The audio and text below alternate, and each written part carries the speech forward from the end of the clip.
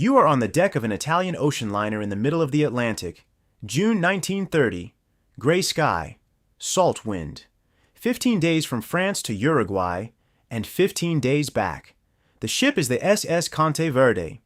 On board, 4 European squads, 3 referees, a Russian opera singer, and a French lawyer clutching a suitcase he will not let out of his sight. Inside is a gold statuette of Nike on a lapis lazuli base, the trophy for a tournament that does not exist yet. Half the nations you invited said no. The stadium on the other side is not finished. There is no television, no global audience. And the man smiling through all of it is Jules Rimet, who has spent a decade trying to convince the world this was worth attempting. Here's the paradox. Football already had a world championship. The Olympics. At Amsterdam in 1928, Uruguay beat Argentina in the final in front of 60,000 people. 22 nations played. The IOC had no reason to let football walk away. But Rimet, a village lawyer's son who fought in the First World War and came home obsessed with peace through sport, wanted a tournament open to professionals, not just amateurs with, as he put it, a golden paw. His real partner in the fight was not a president's spotlight. It was Henri Delaunay, his secretary, the man who said international football could no longer stay trapped inside the Olympics. So what did it take to make the World Cup happen? Not one vote. A stack of near failures. When Uruguay won hosting rights in 1929, several European nations that had wanted the tournament themselves simply refused to go. Depression-era travel across the Atlantic could swallow 2 months of a player's life, and his job. By February 1930, not one European team had confirmed. South American federations threatened to leave FIFA entirely. England, not even a FIFA member, got a formal invitation and said no. Egypt, the only African nation to enter, was delayed by a storm in the Mediterranean. The ship left without them. Rimet got on a boat and started begging. France came as a favor to him, without star defender Manuel Anatole, who would not make the trip.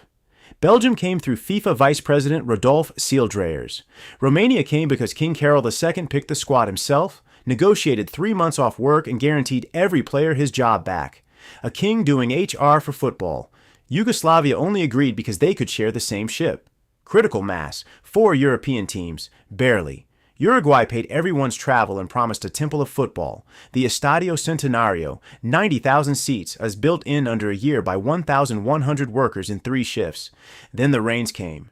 On opening day, the Centenario was not ready. The first World Cup matches in history were played simultaneously on July 13th.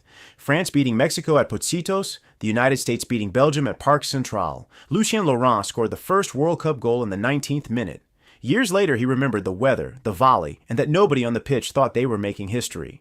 Just a handshake and play on. 13 teams, 18 matches, no qualifiers, everyone simply invited. Conte Verde picked up Brazil in Rio and reached Montevideo on July 4th, 9 days before kickoff.